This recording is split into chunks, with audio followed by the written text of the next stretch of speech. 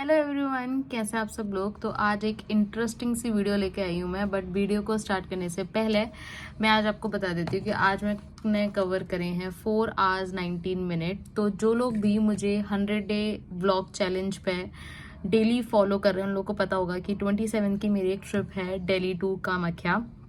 तो उस ट्रिप को आज मैं एक यूनिक स्टाइल में, एक यूपीएससी एस्पिरेंट के स्टाइल में समझाने वाली हूँ कि हम कहाँ कहाँ, कौन सी स्टेट, कौन सी इंपॉर्टेंट डिस्ट्रिक्ट टच करते हुए जाने वाले हैं। और सबसे ज़्यादा इंपॉर्टेंस है इसमें से सिलीगुड़ी कॉरिडोर की। ये मेरी पहली नॉर्थ ईस्ट की और लॉन्गेस्ट ट्रिप होने वाली अब तक की। तो चलो करते हैं वीडियो को स्टार्ट। तो फ्रेंड्स, ये जो जर्नी है हमारी दिल्ली टू कामाख्या वो स्टार्ट होने वाली है न्यू दिल्ली से। और ये जो ट्रेन है वो न्यू दिल्ली से कामाख्या तक के लिए ही है और मैं न्यू दिल्ली से ही बैठूंगी कामाख्या के लिए। यानी कि ये मेरी लॉन्गेस्ट एवर ट्रिप होने वाली है। इससे पहले कि मैं आपको समझाऊं the importance of all these places जहाँ से ये ट्रेन होके गुजरने वाली है, उससे पहले मैं आपको बताना चाहती हूँ कि ये ट्रेन कवर करने वाली है टोटल 2028 किलोमीटर, विच मीन्स कि हम 1 डे 13 आवर्स 40 मिनट्स अप्रॉक्सीमेटली 1.5 दिन हम लोग सिर्फ ट्रेन में अपना स्पेंड करने वाले हैं, जो कि अब तक का सबसे बड़ी ट्रिप होने वाली है मेरी बाय ट्रेन।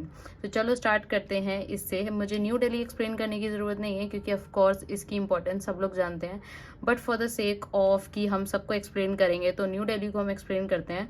तो न्यू दिल्ली जानी जाती है सिटी ऑफ हार्ट्स के नाम से, बिकॉज ये बोला जाता है कि न्यू दिल्ली में different culture, traditions, language prevail करते हैं।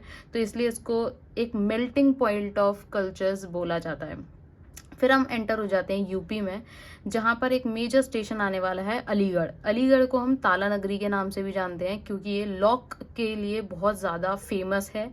और उसके बाद एक और major station which is Kanpur. Kanpur को सब लोग जानते हैं और इसको हम मैनचेस्टर ऑफ नॉर्थ इंडिया के नाम से भी जानते हैं। उसका रीज़न ये है कि यहाँ पर कॉटन की 6 से लेके 7 बहुत बड़ी बड़ी टेक्सटाइल मिल्स आपको देखने को मिल जाएंगी, जिसकी वजह से इसको बोला जाता है मैनचेस्टर ऑफ नॉर्थ इंडिया। और उसके बाद आते हैं हम प्रयागराज पे। प्रयागराज रिसेंटली बहुत ज़्यादा न्यूज़ में रहा है क्योंकि 2018 में ही इलाहाबाद से इसको प्रयागराज में मतलब इसका नाम ट्रांसफॉर्म करा गया है ऑफिशियली। लोग पहले भी इसे प्रयागराज बोलते थे बट 2018 में ही ऑफिशियली प्रयागराज के नाम से जानने लगा है। और इधर ही सबसे बड़ा कुंभ मेला भी ऑर्गेनाइज होता है। By the way this city is founded by Akbar, जो कि अगेन इसको बहुत इंपॉर्टेंट सिटी बना देती है। उसके बाद हम चलते हैं मिर्ज़ापुर, जो कि अगेन यूपी में आता है। और मिर्ज़ापुर फेमस हुआ है सीरीज़ की वजह से। बट मिर्ज़ापुर को अगर हम देखें तो इसकी इंपॉर्टेंस जानी जाती है कारपेट की वजह से, क्योंकि यहाँ पे बहुत बड़े पैमाने पे कारपेट का काम होता है। और इसके अलावा जोग्राफिकल रीजन अगर हम बोलें तो जोग्राफिकल इंपॉर्टेंस इसकी इसलिए बन जाती है क्योंकि इंडिया का स्टैंडर्ड मेरिडियन मिर्ज़ापुर से ही पास होके गुजरता है। और उसके बाद आ जाते हैं हम बक्सर, यानी कि यहाँ से हम एंटर हो जाते हैं Bihar. By the way, Buxar को समझाने से पहले मैं आप लोगों को ये समझा देना चाहती हूँ कि इसके बीच में भी बहुत सारे स्टेशन पड़ने वाले हैं। बट मैं सिर्फ उन्हीं स्टेशन को बता रही हूँ जो कि बहुत ज़्यादा इम्पोर्टेंट हैं, बड़े स्टेशन हैं और सब लोग इसको जानते ही हैं या इनके नाम सब लोगों ने सुने ही होंगे। तो फिर हम आते हैं बक्सर पे। अब जितने भी लोग यूपीएससी की तैयारी कर रहे हैं वो लोग बैटल ऑफ बक्सर कभी नहीं भूल सकते, because it was happened in 1764 between the east India of company, British east India of company sorry. और ब्रिटिश ईस्ट इंडिया कंपनी ने इसी बैटल में हराया था मुगल के एम्पायर को इंडिया में, और यहीं से उनको दीवानी राइट्स मिल चुके थे। तो इसलिए बैटल ऑफ बक्सर बहुत बड़ा कंटिंजेंट पॉइंट और बोला जाता है कि एक ऐसा पॉइंट था जहां पर थोड़ा थोड़ा मुगल एम्पायर गिरना स्टार्ट हो गया था। उसके बाद एक और major station which is Patna. अब पटना अगर मैं ये बोलूं कि बिहार की कैपिटल है तो इट वाज लाइक कि ये क्या बता दिया। तो ऑफ कोर्स ये तो बिहार की कैपिटल है ही है, बट इसको जाना जाता है एक गुरु गोविंद सिंह जो बहुत बड़े और 10th भी और लास्ट भी सिख जो गुरु रहे हैं, इसलिए उनको जाना जाता है। यहाँ पे पटना साहिब भी लोकेटेड है। उसके बाद हम एंटर हो जाते हैं किशनगंज से होते हुए जलपाईगुड़ी।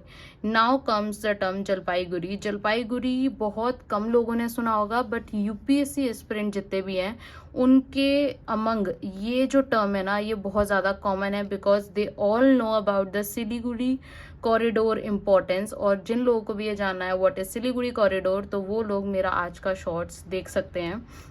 तो सिलीगुड़ी कॉरिडोर, जिसको हम चिकन नेक कॉरिडोर भी बोलते हैं, ये इंडिया के लिए बहुत बड़ा स्ट्रैटेजिक पॉइंट है, एज वेल एज एक कंटिजेंट पॉइंट है बिटवीन इंडिया एंड चाइना। तो यहाँ पर आता है सिलीगुड़ी कॉरिडोर के पास हमारा जलपाईगुड़ी, जो कि सबसे बड़ा लार्जेस्ट बिजिएस्ट स्टेशन होने वाला है नॉर्थ ईस्ट इंडिया का।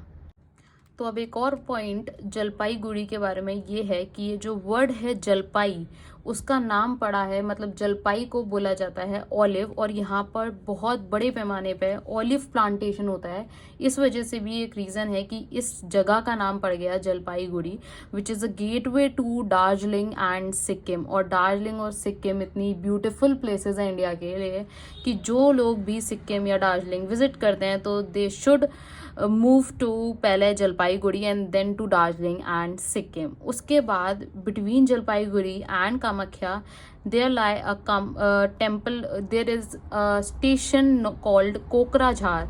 अब कोकराझार जो स्टेशन है वो मतलब अगर आप कोकराझार एंटर हो गए, इट मीन्स आप असम एंटर हो गए। तो ये जो कोकराझार जगह है असम में, ये ज़्यादातर ट्रैकिंग के लिए या वाइल्ड लाइफ फोटोग्राफी या बर्ड वॉचिंग के लिए बहुत ज़्यादा फेमस है, क्योंकि यहाँ पे फ्लोरा और फ्योना बहुत बड़े पैमाने पर और बहुत ही गजब और सुंदर लगता है। बाय द वे, एक और fact about the Kokrajhar was that यहाँ के जो लोग हैं वो सिर्फ 1.6% पॉपुलेशन हिंदी जानती है। इसके अलावा जो मेजर लैंग्वेज यहाँ बोली जाती है वो है बोडो। अब बोडो जो है वो 22 शेड्यूल लैंग्वेजेस में से एक है। अगर आपको ये जानना है कि which are the 22 schedule languages, तो आप मुझे कमेंट कर सकते हो, तो फिर मैं वो भी बताऊंगी कि कैसे शेड्यूल लैंग्वेज हैं, कौन कौन सी शेड्यूल लैंग्वेज है, किस अमेंडमेंट के थ्रू कौन सी लैंग्वेज हमारी 22 शेड्यूल लैंग्वेज में एंटर हुई। तो जैसे हम कोकराझार से आगे जाते हैं, फिर आता है हमारा मेन जगह कामाख्या, जो कि हमारी डेस्टिनेशन है। अब अगर मैं कामाख्या के बारे में बात करूं तो यहाँ पर सबसे इम्पॉर्टेंट चीज़ है एक annual festival which celebrate the menstruation of the goddess called Kamakhya. तो हम लोग थे कामाख्या स्टेशन पे और कामाख्या की इम्पोर्टेंस के बारे में। तो जैसा कि मैंने आपको बताया कि जो एनुअल फेस्टिवल कामाख्या में सेलिब्रेट करा जाता है वो बहुत ज़्यादा नोन है और ज़्यादातर लोगों को इस बारे में पता है। अब क्योंकि कामाख्या की बात आई है और मेंस्ट्रुएशन की बात आई है, तो मैं एक और पॉइंट बता देना चाहती हूँ, खास की यूपीएससी एस्पिरेंट के लिए अच्छा होने वाला है फॉर द वर्डिक्ट्स और जितनी भी चीज़ें। तो 2018 में एक लॉर्ड अयप्पा या आप लोग सबरीमाला टेम्पल के नाम से भी जानते होंगे, सबरीमाला टेम्पल जजमेंट, जिसमें सुप्रीम कोर्ट ने ये प्रोनाउंस करा था दैट विद रिस्पेक्ट टू, मतलब आपका कौन सा जेंडर है इससे कोई फर्क नहीं पड़ता, ऑल द डिवोटीज जितने भी टेम्पल हैं उसमें अलाउड होने चाहिए। तो ये जो जजमेंट था सुप्रीम कोर्ट का लॉर्ड अयप्पा टेम्पल से रिलेटेड 2018 में, तो एक जो जस्टिस थे उनका एक पॉइंट, बाय द वे ये जो केस था ये 4/1 की मेजॉरिटी से पास आउट हो गया था, यानी कि अलाउड कर दिया गया था वुमेन्स को लॉर्ड अयप्पा टेम्पल में। तो ये जो जजमेंट था इसमें एक जज का पॉइंट ये था, जो कि आप लोग भी यूज़ कर सकते हो अपनी आंसर राइटिंग में, वो ये था कि कहाँ तो हम लोग मेंस्ट्रुएशन को पूजते हैं, एक मंदिर स्पेसिफिक बना हुआ है सिर्फ मेंस्ट्रुएशन के ऊपर, और कहाँ एक दूसरे टेम्पल में सिर्फ मेंस्ट्रुएशन की वजह से हम लड़कियों को अंदर नहीं आने दे रहे।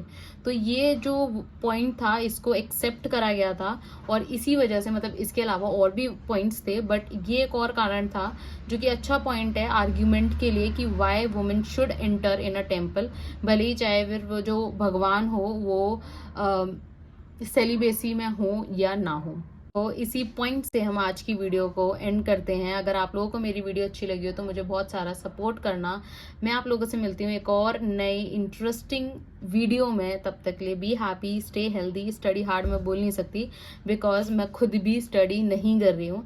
इसके अलावा stay tuned for my videos, क्योंकि अब जो वीडियोज़ आने वाली हैं वो बहुत ही ज़्यादा इंटरेस्टिंग होने वाली है बिकॉज दिस ट्रिप मैं 6 to 7 days जर्नी में होने वाली हूँ, तो बहुत सारी इंटरेस्टिंग हेल्पफुल वीडियोज़ आप लोगों को मिलने वाली है।